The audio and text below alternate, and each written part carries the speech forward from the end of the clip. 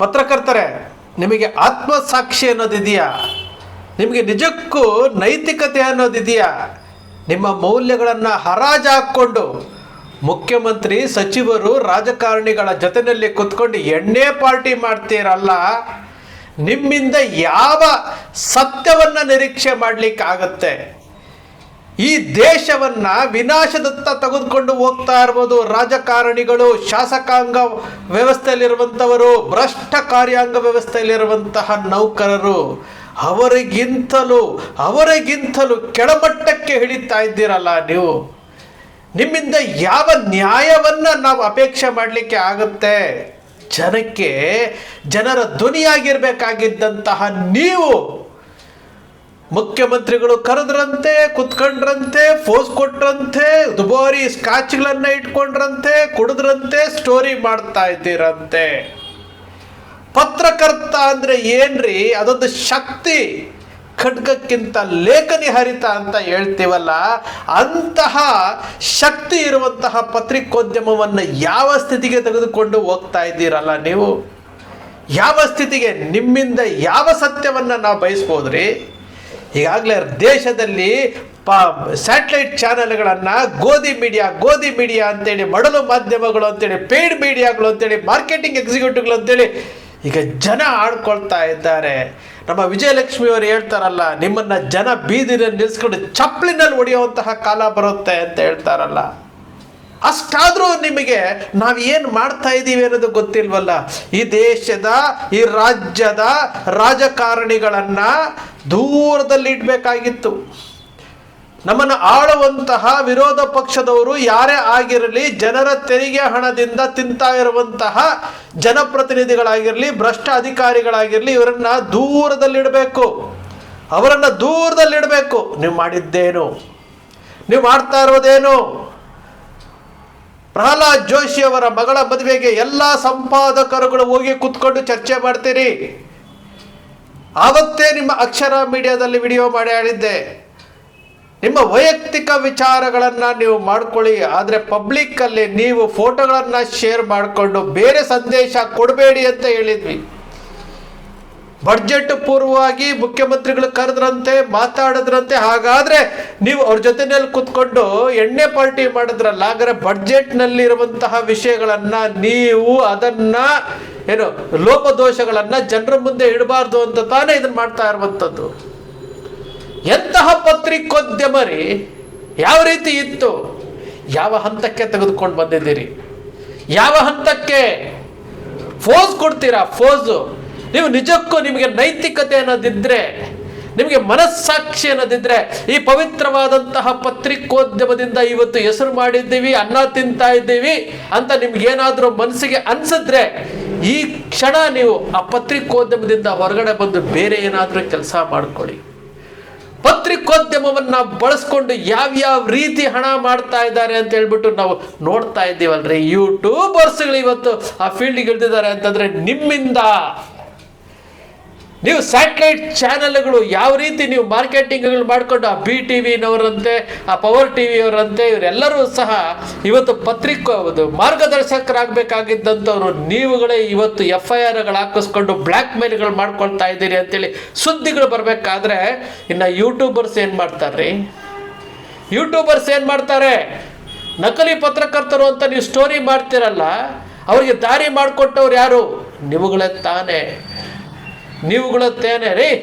ಇದು ನಿಮ್ಮೊಬ್ಬರ ವಿಚಾರ ಅಲ್ಲ, ಅಥವಾ ಯಾವನೋ ಒಬ್ಬ ಖಾಸಗಿ ಉದ್ಯಮ ಮಾಡಿರುವಂಥ ವಿಚಾರ ಅಲ್ಲ.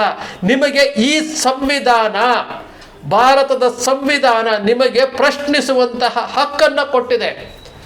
ಅಧಿಕೃತ ಅಲ್ಲ ಅಂದಿದ್ರು 4ನೇ ಅಂಗದ ಸ್ಥಾನಮಾನ ಕೊಟ್ಟಿದೆ. ಇದನ್ನು ಬಳಸ್ಕೊಂಡು ಜನರ ಧ್ವನಿ ಆಗಬೇಕಾಗಿತ್ತು. ಆಡಳಿತ ಪಕ್ಷವನ್ನು ತರಾಟೆಗೆ ತೆಗೆದುಕೊಳ್ಬೇಕಾಗಿತ್ತು. ವಿರೋಧ ಪಕ್ಷಗಳನ್ನು ಪ್ರಶ್ನಿಸುವಂತೆ ಉತ್ತೇಜನ ಕೊಡಬೇಕಾಗಿತ್ತು.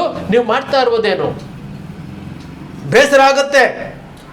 ಎಷ್ಟು ಅಂತಾರೆ, ಚಲನಚಿತ್ರ ನಟರುಗಳು ನಿಮ್ಮನ್ನ ಬಗ್ಗೆ ಕೇವಲವಾಗಿ ಮಾತನಾಡ್ತಾ ಇದ್ದಾರೆ. ಚಲನಚಿತ್ರ ನಟರುಗಳು ಕೇವಲವಾಗಿ ಮಾತನಾಡ್ತಾ ಇದ್ದಾರೆ. ರಾಜಕಾರಣಿಗಳು ಕೇವಲವಾಗಿ ಮಾತಾಡ್ತಾ ಇದ್ದಾರೆ. ನಿಮ್ಮ ಸ್ಟುಡಿಯೋಗಳಲ್ಲೇ ಕೂತ್ಕೊಂಡು ನಿಮಗೆ ಚೀಮಾರಿ ಆಗ್ತಾ ಇದ್ದಾರೆ. ನಿಮಗೆ ಕಿಂಚಿತ್ತು ಸಹ ಅವರು ಹೇಳ್ತಾ ಇದ್ದಾರೆ, ನಾವು ತಿದ್ದುಕೊಳ್ಬೇಕು ಅಂತ ನಿಮ್ಗೆ ಅನ್ನಿಸ್ತಾ ಇಲ್ವಾ? ಅನ್ನಿಸ್ತಾ ಇಲ್ವಾ? ಫಾರಿನ್ ಸ್ಕ್ರ್ಯಾಚ್ ಅಂತೆ. ಬಾಟ್ಲುಗಳ ಮುಂದೆ ಕೂತ್ಕೊಂಡು ಮುಖ್ಯಮಂತ್ರಿಗಳ ಅಕ್ಕಪಕ್ಕ ಕೂತ್ಕೊಂಡು ಏನೋ ಇನ್ನು ಯಾರ್ಯಾರು ಪತ್ರಕರ್ತರಿದ್ರು ಫೋಟೋದಲ್ಲಿರೋರು ಅಷ್ಟೇ ಜನ, ಯಾರ್ಯಾರು ಪತ್ರಕರ್ತರಿದ್ರು ಎಲ್ಲರೂ ಹೀಗೆ ಆಗ್ಬಿಟ್ರೆ ದೇಶವನ್ನು ಕಾಪಾಡೋರು ಯಾರ್ರೀ? ಬೇಲಿ ಎದ್ದು ಹೊಲ ಮೇಯ್ತಾ ಇದೆಯಲ್ಲ, ಸಂಪೂರ್ಣ ಹೊಲ ಮೇಯ್ದಾಗಿದೆಯಲ್ರಿ. ನಾವು ಏನು ಮಾಡ್ತಾ ಇದ್ದೀವಿ ಅನ್ನೋ ಪರಿಕಲ್ಪನೆ ನಿಮಗಿದ್ದಿದ್ರೆ ರಾಜಕಾರಣಿಗಳನ್ನು ಏನು ನಮ್ಮನ್ನು ಆಳ್ತಾ ಇದ್ದಾರಲ್ಲ, ನಮ್ಮ ತೆರಿಗೆ ಹಣದಿಂದ ಆಳ್ತಾ ಇದ್ದಾರಲ್ಲ, ಲಕ್ಷ ಲಕ್ಷ ಕೋಟಿ ಸಾಲ ಮಾಡ್ತಾ ಇದ್ದಾರಲ್ಲ, ರಾಜ್ಯ ಸರ್ಕಾರ ಮೇಲೆ ಪೈಪೋಟಿ ಬಿದ್ದುಕೊಂಡು ಕೇಂದ್ರ ಸರ್ಕಾರಗಳು ಸಾಲ ಮಾಡ್ತಾ ಇದ್ದಾರೆ ಅಂತ ರಾಜ್ಯ ಸರ್ಕಾರ ಇವತ್ತು ಎಷ್ಟು 8 ಲಕ್ಷ ಚಿಲ್ಲರೆ ರಾಜ್ಯ ಸರ್ಕಾರ ಸಾಲ ಮಾಡಿದೆ, 214 ಲಕ್ಷ ಕೋಟಿ ಕೇಂದ್ರ ಸರ್ಕಾರ ಸಾಲ ಮಾಡಿದೆ. ಪ್ರತಿಯೊಂದು ರಾಜ್ಯದಲ್ಲಿ ಸಾಲದ ಹೊಳೆಯನ್ನೇ ಇವರು ಹರಿಸ್ತಾ ಇದ್ದಾರೆ. ಆದರೂ ಸಹ ಇವರಿಗೆ ಪ್ರಶ್ನಿಸುವಂತಹ ಶಕ್ತಿ ಕಳ್ಕೊಂಡಿರುವಂಥದ್ದು ಮಾಧ್ಯಮಗಳು. ಯಾಕೆ ಅಂದರೆ ಇವರನ್ನ ಪಕ್ಕದಲ್ಲಿ ಕೂರಿಸ್ಕೊಂಡು ಡ್ರಿಂಕ್ಸ್ ಕೊಡ್ತಾರೆ, ಎಣ್ಣೆ ತುಂಡು ಪಾಟಿಗಳನ್ನು ಕೊಡ್ತಾರೆ, ಇವರಿಗೆ ಗಿಫ್ಟ್ಗಳನ್ನು ಕೊಡ್ತಾರೆ, ಇವರಿಗೆ ಜಾಹೀರಾತುಗಳನ್ನು ಕೊಡ್ತಾರೆ. ಇವರ ಚಾನಲ್ಗಳಲ್ಲಿ ಇವರ ಹೊಟ್ಟೆ ತುಂಬಿಸ್ಕೊಳ್ಳೋದಕ್ಕೋಸ್ಕರವಾಗಿ ಜನರ ತೆರಿಗೆ ಹಣವನ್ನು ಇವರಿಗೆ ಕೊಡ್ತಾ ಇದ್ದಾರೆ. ಇವರನ್ನ ಪ್ರಶ್ನಿಸುವಂತಹ ನೈತಿಕತೆಯನ್ನು ನೀವು ಕಳ್ಕೊಳ್ತಾ ಇದ್ದೀರಿ ಅಂತಂದರೆ ಅರ್ಥ ಮಾಡ್ಕೊಳ್ಬೇಕಲ್ವಾ ನೀವು ಯಾವ ಪರಿಸ್ಥಿತಿಗೆ ಹೋಗಿದ್ದೀರಿ ಅಂತೇಳಿ. ಕನ್ನಡದಲ್ಲಿ ಇರುವುದೇ ಬೆರಳೆಣಿಕೆಯಷ್ಟು ಸ್ಯಾಟಲೈಟ್ ಚಾನೆಲ್ಗಳು, ಅದರಲ್ಲಿ TRP 50-60ಕ್ಕೆ ಗುದ್ದಾಡ್ತಾ ಇದ್ವಿ. ನಾವೇ ಒನ್ನು ಅಂತ ಹೇಳ್ಕೊಳ್ತಾ ಇದ್ದೀರಿ. ನಿಮ್ಮನ್ನು ಯಾರೂ ನಂಬ್ತಾ ಇಲ್ಲ. ಈಗ ನಿಮ್ಮನ್ನು ಕರ್ಕೊಂಡು ಬಂದು ನೀವೇ ಮೇಯ್ನು ಅಂತ ಹೇಳ್ಬಿಟ್ಟು ನಿಮ್ಮನ್ನು ಕರ್ಕೊಂಡು ಬಂದು ಕೂತ್ಕೊಂಡು ಕೆಲಸ ಮಾಡ್ತಾ ಇದ್ದಾರೆ. ಒಂದು ಕಡೆ ಕಾಕಿ, ಒಂದು ಕಡೆ ಕಾವಿ, ಒಂದು ಕಡೆ ಖಾದಿ. ಇವರು ಇಡೀ ದೇಶವನ್ನೇ ಹಾಳು ಮಾಡ್ತಾ ಇದ್ದಾರೆ. ಅವರನ್ನು ಪ್ರಶ್ನೆ ಮಾಡಬೇಕಾಗಿದ್ದಂತಹ ನೀವುಗಳು ಅವರನ್ನು ಓಲೈಸ್ಕೊಂಡು ಅವರು ಕೊಡುವಂತಹ ಊಟ ತಿಂಡಿಗಳಿಗೆ ಹೋಗ್ಕೊಂಡು ನೀವು ಹೋಗ್ಬೇಕಾ? ಬಡ್ಜೆಟ್ ಪೂರ್ವತ ಚರ್ಚೆಗೆ ಕರೆದಿದ್ದಾರಾ? ಆಪೋಸಿಟ್ನಲ್ಲಿ ಕೂತ್ಕೊಳ್ಳಿ. ಮುಖ್ಯಮಂತ್ರಿಗಳಲ್ಲಿ ಕೂತಿರ್ತಾರೆ, ಆಪೋಸಿಟ್ನಲ್ಲಿ ಕೂತ್ಕೊಳ್ಳಿ. ಅವ್ರಿಗೆ ಕೇಳಿದ್ದಕ್ಕೆ ಏನು ತಪ್ಪುಗಳಿದಾವೆ ಅದಕ್ಕೂ ಪ್ರಶ್ನೆ ಕೇಳ್ರಿ. ಅವರಿಗೆ ಪ್ರಶ್ನೆ ಕೇಳ್ರಿ. ನೀವು ಪ್ರಶ್ನೆ ಕೇಳೋದಕ್ಕೆ ನಿಮಗೆ ಪತ್ರಿಕೋದ್ಯಮದಲ್ಲಿ ಜವಾಬ್ದಾರಿ ಕೊಟ್ಟಿರುವಂಥದ್ದು, ನಿಮ್ಮನ್ನು ಪ್ರಶ್ನೆ ಮಾಡೋದಕ್ಕೋಸ್ಕರವಾಗಿ ನಿಮಗೆ ಸ್ಥಾನಮಾನ ಕೊಟ್ಟಿರುವಂಥದ್ದು. ಏನೇನು ಡ್ರಾಮಾ ಮಾಡ್ತೀರ್ರಿ? ಮೇಕಪ್ಗಳು ಹಾಕೊಂಡು ಸ್ಟುಡಿಯೋದಲ್ಲಿ ಏನೇನು ಡ್ರಾಮಾ ಮಾಡ್ತೀರಿ? ಇಡೀ ಪತ್ರಿಕೋದ್ಯಮದ ಮರ್ಯಾದೆಯನ್ನೇ ಹಾಳು ಮಾಡ್ತಾ ಇದ್ದೀರಿ. ಈ ದೇಶದ ಪ್ರಜೆಯಾಗಿ ನಾನು ಒಬ್ಬ ಪತ್ರಕರ್ತನಾಗಿ ನಿಜಕ್ಕೂ ಆ ಫೋಟೋಗಳನ್ನು, ನಿಮ್ಮ ನಡವಳಿಕೆಗಳನ್ನು ನೋಡ್ತಾ ಇದ್ರೆ ಈ ಕ್ಷಣ ನಿಮಗೇನಾದರೂ ನೈತಿಕತೆ ಅನ್ನೋದಿದ್ರೆ ರೀ ಹೇಗೆ ಬೇಕಾದರೂ ಜೀವನ ಮಾಡ್ಬೋದ್ರಿ. ನೀವು ಕೂಲಿ ಮಾಡಿ ಜೀವನ ಮಾಡಿ, ಬೀದಿನಲ್ಲಿ ಕೂಲಿ ಮಾಡ್ಕೊಂಡು ಎಷ್ಟು ಕುಟುಂಬಗಳನ್ನು ಸಾಕ್ತಾ ಇದ್ದಾರೆ, ಸ್ವಾಭಿಮಾನದಿಂದ ಸ್ವಾವಲಂಬಿಗಳಾಗಿ ಸಾಕ್ತಾ ಇದ್ದಾರೆ. ಮಾಡಿ ಬಿಟ್ಬಿಡಿ, ಸಾಕು. ಇದು ಅಪರಾಧ ಅಲ್ವಾ? ಇದು ತಪ್ಪುಗಳಲ್ವಾ? ಇದು ಯಾವ ಸಂದೇಶ ಕೊಡ್ತಾ ಇದ್ದೀರಿ? ಯಾವ ಸಂದೇಶ ಕೊಡ್ತಾ ಇದ್ರಿ? ಮುಖ್ಯಮಂತ್ರಿಗಳು ಕೂರಿಸ್ಕೊಂಡು ಎಣ್ಣೆ ಪಾರ್ಟಿ ಮಾಡ್ತಾರೆ ಅಂದರೆ ಯಾರ ಹಣ ಅದು? ಜನರ ತೆರಿಗೆ ಹಣ ಅಲ್ವಾ? ಜನರ ತೆರಿಗೆ ಹಣ ಅಲ್ಲ. ಯಾರೋ ಒಬ್ರು ಹಾಕಿದ್ರು, ದಿನೇಶ್ ಅಮೀನ್ ಮಟ್ಟು ಅವರು ಒಂದು ಇದು ಬರ್ತಿದ್ರು, ಯಾರೋ ಒಬ್ಬ ಸಚಿವ ಕೊಡ್ತಾನೆ ಅಂತ. ಆ ಸಚಿವನಿಗೆ ಎಲ್ಲಿಂದ ಬರುತ್ತೆ? ಸಚಿವ ಆಗಿರಲಿ, ಶಾಸಕ ಆಗಿರಲಿ, ಮುಖ್ಯಮಂತ್ರಿ ಆಗಲಿ, ಪ್ರಧಾನಮಂತ್ರಿ ಆಗಲಿ, ಯಾರೇ ಆಗಿದ್ರು ಸಹ ಅವ್ನು ಹಾಕುವಂಥ ಒಳಚಡ್ಡಿಯಿಂದ ಹಿಡಿದು ಅವ್ನು ತಿನ್ನುವಂತಹ ಮೂರ್ತುತ್ತು ಅನ್ನ ತಿಂತಾನಲ್ಲ ಹೊಟ್ಟೆಗೆ, ಅದೆಲ್ಲವನ್ನು ಕೊಡೋದು ಜನರ ತೆರಿಗೆ ಹಣದಿಂದ. ಯಾವ ಶಾಸಕನಾಗಲಿ, ಯಾವ ಸಚಿವನಾಗಲಿ, ಯಾವ ಮುಖ್ಯಮಂತ್ರಿ ಆಗಲಿ, ಯಾವ ಜನಪ್ರತಿನಿಧಿ ಆಗಲಿ ಅವ್ರ ಮನೆಯಿಂದ ತಂದು ಕೊಡೋಕ್ಕಿಲ್ಲ. ಎಲ್ಲರೂ ಜನರ ತೆರಿಗೆ ಹಣದಿಂದಲೇ ಸಮರ್ಥನೆ ಮಾಡ್ಕೊಳಕ್ಕೆ ಬರುವಂಥ ದಿನೇಶ್ ಅಮೀನ್ ಮಟ್ಟು ಅವರೇ, ನೀವೊಬ್ಬರು ಮಾಧ್ಯಮ ಸಲಹೆಗಾರರಾಗಿದ್ದಂಥವರು, ನೀವು ಸಮರ್ಥನೆಯನ್ನು ನೋಡ್ಕೊಂಡು ಯಾರೋ ಒಬ್ಬ ಹಣ ಸಚಿವ ಪೇ ಮಾಡ್ತಾನೆ ಅಂತೇಳಿ ವ್ಯವಸ್ಥೆಯನ್ನು ಹಾಳು ಮಾಡ್ತಾ ಇದ್ದೀರಿ. ವ್ಯವಸ್ಥೆಯನ್ನು ಇಲ್ಲಿ BJP, ಕಾಂಗ್ರೆಸ್, JDS ಇವರುಗಳ ವಕ್ತಾರಗಳಾಗಿ ಕೆಲಸ ಮಾಡ್ತಾ ಇದ್ದೀರಿ.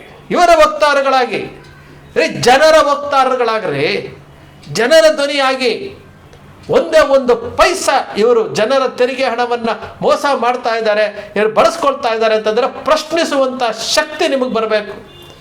ಯಾಕೆ ಇವತ್ತು KRS ಪಕ್ಷದ ಇವತ್ತು ಕರ್ನಾಟಕಾದ್ಯಂತ KRS ಪಕ್ಷ ಇವತ್ತು ಕೆಲಸ ಮಾಡ್ತಾ ಇದೆಯಲ್ಲ, ಒಬ್ಬ ಪತ್ರಕರ್ತ, ಒಂದು ಸ್ಯಾಟಲೈಟ್ ಚಾನಲ್ಲು ಈ KRS ಪಕ್ಷದ ಪರವಾಗಿ ಅವ್ರಿಗೆ ವೋಟ್ ಹಾಕ್ರಿ ಅಂತೇಳಿ ಯಾಕ್ರಿ ಮಾಡೋದಿಲ್ಲ? ಯಾಕೆ? ಅವರು ಪ್ರಾಮಾಣಿಕವಾಗಿ ಕೆಲಸ ಮಾಡ್ತಾ ಇದ್ದಾರಲ್ಲ, ಅದು ನಿಮಗೆ ಇಷ್ಟ ಇಲ್ಲ. KRS ಪಕ್ಷದವರು ಪ್ರಾಮಾಣಿಕವಾಗಿ ರವಿಕೃಷ್ಣ ರೆಡ್ಡಿ ಕೇಸುಗಳು ಹಾಕಿಸ್ಕೊಂಡು ಭ್ರಷ್ಟಾಚಾರವನ್ನು ಜನರಿಗೆ ತರಿಸ್ಕೊಂಡು ಇಷ್ಟೆಲ್ಲ ಮಾಡ್ತಾ ಇದ್ದಾರೆ. ಒಂದು ಚಾನೆಲ್ನವರಾದರೂ ಸಹ ಅವರ ಬಗ್ಗೆ ಮಾತಾಡೋದೇ ಇಲ್ಲ, ಅವ್ರ ಬಗ್ಗೆ ಅವ್ರು ಕರೆದು ಮಾತಾಡೋದೇ ಇಲ್ಲ. ಯಾಕೆ? ಅವ್ರು ಏನು ಹಣ ಕೊಡಲ್ಲ, ಅವ್ರು ಭ್ರಷ್ಟಾಚಾರಿಗಳನ್ನ ಬೆನ್ನತ್ತಿದ್ದಾರೆ ಅಂತ ಹೇಳ್ಬಿಟ್ಟ. ಬಹಳ ಬೇಸರ ಆಗುತ್ತೆ ಈ ಫೋಟೋವನ್ನು ನೋಡಿದಾಗ, ಇವೆಲ್ಲ ನೋಡಿದಾಗ ಬಹಳ ಬೇಸರ ಆಗುತ್ತೆ. ನೀವು ಯಾರೂ ಸಹ ಸ್ಯಾಟಲೈಟ್ ಚಾನೆಲ್ಗಳನ್ನು ನಡ್ಸಕ್ಕೆ ಹೋಗ್ಬೇಡಿ, ಕ್ಲೋಸ್ ಮಾಡಿ. ನೀವು ಯಾವುದೇ ವಿಚಾರದಲ್ಲಿ ನೀವು ಬೆಳಿಗ್ಗೆಯಿಂದ ಸಂಜೆವರೆಗೂ ನಡೆಸ್ಕೊಡ್ತೀರಲ್ಲ ಕಾರ್ಯಕ್ರಮಗಳನ್ನು, ಆ ಯಾವ ಕಾರ್ಯಕ್ರಮವೂ ಸಹ ಜನರಿಗೆ ಅನುಕೂಲ ಆಗುವಂಥವಲ್ಲ. ನೀವು ರಾಜಕೀಯ ಪಕ್ಷಗಳು ರಾಜಕಾರಣಿಗಳನ್ನು ಅವರಿಗೆ ಎದುರಿಸ್ಕೊಂಡು ನಾವೇನೋ ಸುದ್ದಿ ಮಾಡಿಬಿಡ್ತೀವಿ ಅನ್ನೋ ರೀತಿಯಲ್ಲೋ ಅಥವಾ ಅವರನ್ನು ಓಲೈಸ್ಕೊಂಡು ಅಥವಾ ಎಲ್ಲವನ್ನು ಮಾಡ್ಕೊಂಡು ನೈತಿಕತೆ ಪತ್ರಿಕೋದ್ಯಮದ ಮೌಲ್ಯಗಳನ್ನು ಹಾಳು ಮಾಡ್ಕೊಳ್ತಾ ಇರುವಂತಹ ನೀವುಗಳು ದಯಮಾಡಿ ಹೇಳ್ತೀವಿ, ನಮ್ಮ ಸಂವಿಧಾನ ಕೊಟ್ಟಿರುವಂಥ ಸ್ವತಂತ್ರವನ್ನು ದುರ್ಬಳಕೆ ಮಾಡ್ಕೊಳ್ತಾ ಇದ್ದೀರಿ. ಈ ಕ್ಷಣ ನೀವು ಸ್ಯಾಟಲೈಟ್ ಚಾನೆಲ್ಗಳನ್ನು ಕ್ಲೋಸ್ ಮಾಡಿ. ಅದರಲ್ಲಿ ಪ್ರಾಮಾಣಿಕರು ಪತ್ರಕರ್ತರಿದ್ದಾರೆ, ಎಲ್ಲ ಸ್ಯಾಟಲೈಟ್ ಚಾನೆಲ್ ಪ್ರಾಮಾಣಿಕ ಪತ್ರಕರ್ತರಿದ್ದಾರೆ. ಬೇರೆ ಏನಾದರೂ ಕೆಲಸ ಮಾಡ್ಕೊಳ್ಳಿ. ಫಾರಿನ್ ಸ್ಕ್ಯಾಚ್ ಕೊಡ್ತಾರಂತೆ, ಮತ್ತೇನು ಎಣ್ಣೆ ತುಂಡು ಕೊಡ್ತಾರಂತೆ, ಅದನ್ನು ಫೋಟೋವನ್ನು ಶೇರ್ ಮಾಡ್ತಾರಂತೆ. ಇದು ನಮ್ಮ ಪತ್ರಿಕೋದ್ಯಮ ಇವತ್ತು ಅಧೋಗತಿಯತ್ತ ಹೋಗ್ತಾ ಇರೋದಕ್ಕೆ ಒಂದು ಸ್ಪಷ್ಟವಾದಂತಹ ಜೀವಂತ ಸಾಕ್ಷಿ. ಸ್ನೇಹಿತರೆ, ನಿಮ್ಮ ಅಕ್ಷರ ಮೀಡಿಯಾ ಸೃಷ್ಟಿ ಮಾಡಲ್ಲ, ಕಲ್ಪನೆ ಮಾಡಲ್ಲ, ಸಂವಿಧಾನವೇ ಸಿದ್ಧಾಂತ ಅಂತ ಹೇಳ್ಕೊಂಡಿರುವಂಥ ಅಕ್ಷರ ಮೀಡಿಯಾ ಯಾವತ್ತಿಗೂ ಸಹ ಈ ದೇಶವನ್ನು ಉಳಿಸುವಂಥ ಪ್ರಜಾಪ್ರಭುತ್ವದ ಆಶಯಗಳನ್ನು ಜನರಿಗೆ ತಲುಪಿಸುವಂಥ ಸಂವಿಧಾನದ ಹಕ್ಕುಗಳನ್ನು ಜನರಿಗೆ ತಿಳಿಸುವಂತಹ ಕೆಲಸ ನಿಮ್ಮ ಅಕ್ಷರ ಮೀಡಿಯಾ ಮಾಡ್ತಾ ಇದೆ. ನಿಮ್ಮ ಅಕ್ಷರ ಮೀಡಿಯಾ ಸೃಷ್ಟಿ ಮಾಡಲ್ಲ, ಕಲ್ಪನೆ ಮಾಡಲ್ಲ, ವಾಸ್ತವದ ವಿಚಾರವನ್ನು ವಿಶ್ಲೇಷಣೆ ಮಾಡುತ್ತೆ. ನಿಮ್ಮ ಅಕ್ಷರ ಮೀಡಿಯಾದ ವಿಶ್ಲೇಷಣೆ ನಿಮ್ಗೆ ಇಷ್ಟ ಆಯಿತು ಅಂದರೆ ಸಬ್ಸ್ಕ್ರೈಬ್ ಆಗಲಿಲ್ಲ ಅಂದರೆ ಸಬ್ಸ್ಕ್ರೈಬ್ ಮಾಡ್ಕೊಳ್ಳಿ. ಪಕ್ಕದಲ್ಲಿ ಕಾಣುವಂಥ ಬೆಲ್ ಐಕಾನ್ ಪ್ರೆಸ್ ಮಾಡಿ, ಶೇರ್ ಮಾಡಿ, ಪ್ರೋತ್ಸಾಹ ನೀಡಿ.